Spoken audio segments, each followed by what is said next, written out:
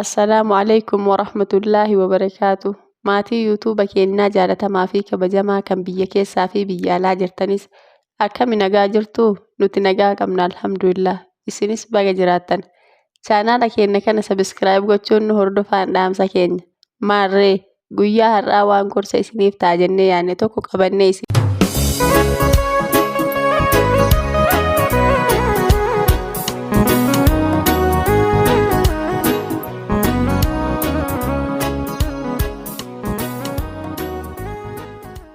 akka baruu maqaa gaarii waamamnuuf har'a hojii gaarii hojjechuu qabna.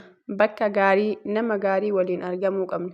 Irra hedduu warra miidiyaa kana gubbaa jirru dargaggeessaa fi dargaggeettiidha. Nama ganaa bultii ijaarratee ilmaan horuudha. Kanaaf fedhii lubbuu teetii jala deemtee nama hin taanee fi bakka hin taanetti kuftee gaaddisa ilmaan kee biroo mataa jalatti ol qabatan hin dhoorkin. Ilmaan keetiif abbaa gaarii, haadha gaarii fili. Nin jaaladha jettee dhiira 3-4 haasofsiisuun dhiirummaa miti. Baalagummaadha malee. Ilmaan keetiif dhiira bifa akkanaa fi akkasii taammataa firiizii gootee surree miila jala qal'iftee shittoo godhattee shaamiza qomaa banattee irfoona gurratti kaayyattee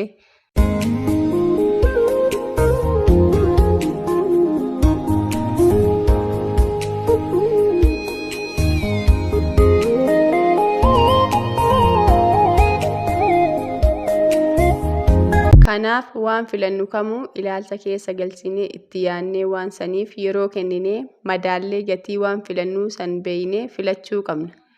Haalli uffannaa isaa waan nutti bareedeef waan beekamtii sooshaal miidiyaa qabaateef nama kaayyoo hin qabne nama waa'ee jireenya isaa hin yaachifne nama hojii tokko malee nyaateetuma dhugee rafee ka'u jalatti kufuu hin qabnu. Haalli uffannaa isaa waan nutti bareedeef waan beekamtii sooshaal miidiyaa qabaateef nama kaayyoo hin qabne nama waa'ee jireenya isaa hin beekne nama hojii tokko malee nyaateetuma dhugee rafee ka'u jalatti kufuu hin qabnu. Ati immoo filachuu qofa osoo hin taane atis gama keetiin gahee kee waan sirraa eeggamu kamuu bahattee roga hundaanuu nama bultii wajjin jiraattu saniif ilmaan keetiif haadha gaarii waa baratte tan naamusa qabdu isii maatii fi ganda isii keessatti illee kabajaa fi naamusa qabdu taatee argamuu qabda.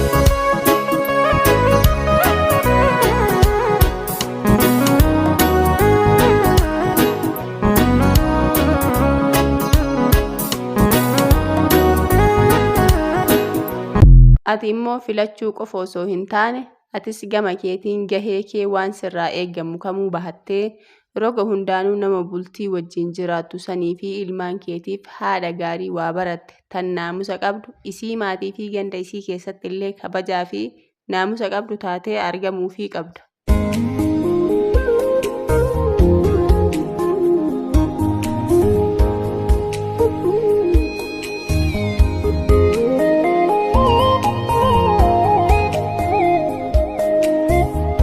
Namoota biratti kabajamuu yoo barbaadde of qabuu bari.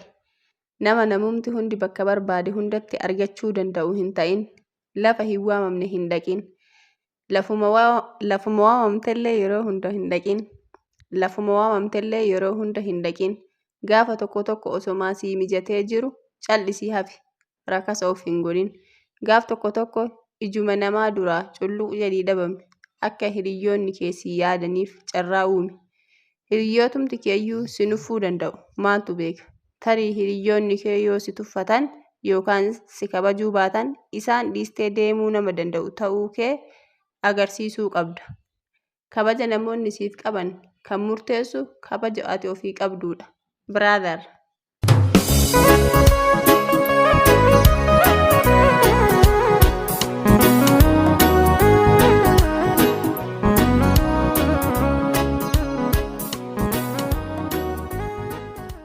Naapooliyoon gaaf tokko akkas jedheedhama.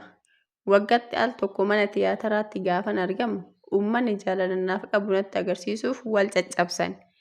Garuu osoon torbaniin mana tiyaataraa keessatti argamee namni waa'ee koo hin yaadu ture. Baay'istee iddoo hundatti mul'attullee gatii kee gadi bu'aa taasisa.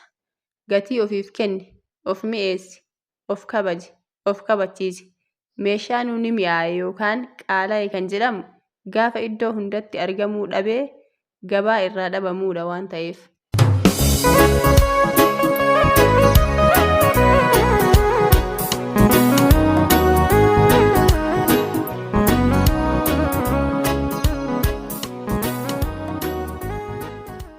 Kabajamtoota hordoftoota yuutuuba keenyaa, sagantaan nuti har'aaf qabannee isiniif dhiyaanne kana fakkaata.